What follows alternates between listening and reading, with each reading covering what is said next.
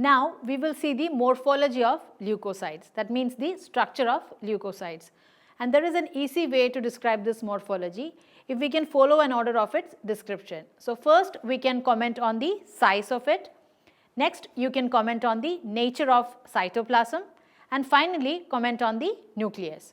So if you follow this order, in neutrophils the size is 12 to 15 micrometers, and the cytoplasm is granular, which contains powder pink granules.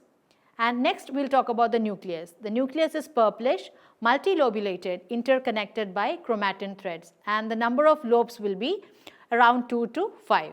We will now see the functions of neutrophil.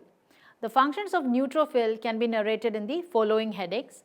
First, margination, adhesion, rolling over, diapedesis, chemotaxis, phagocytosis, and respiratory burst. So we will see what is this one by one. So first one is margination. It is the property by which the neutrophils go near the endothelial cells from the central stream. Next is the adhesion. Through certain cell adhesion molecules, these neutrophils, they start adhering to the endothelial cells. Now comes the rolling over.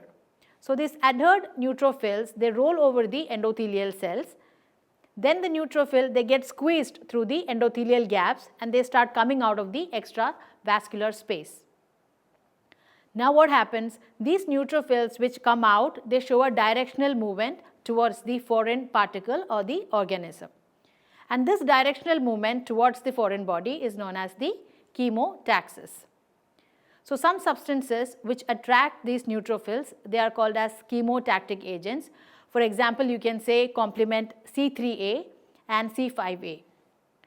So next what happens is, once the neutrophils, they come near the organism, they engulf the particle through a process known as phagocytosis.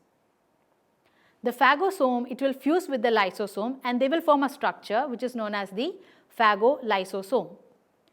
The enzymes in the lysosome, what it does is, it will digest this particle and the product of digestion, they move out of the neutrophil. So immediately after the phagocytosis, these neutrophils, they take more oxygen from around the surroundings, and this is known as the respiratory burst. So this oxygen is utilized for generation of reactive oxygen species like carbon dioxide or oxygen, HOCl, hydrogen peroxide, etc. So a few enzymes are mediating these reactions. The names are myeloperoxidase, then comes catalase, and superoxide dismutase. Deficiency of these enzymes, it can result in the loss of immunity.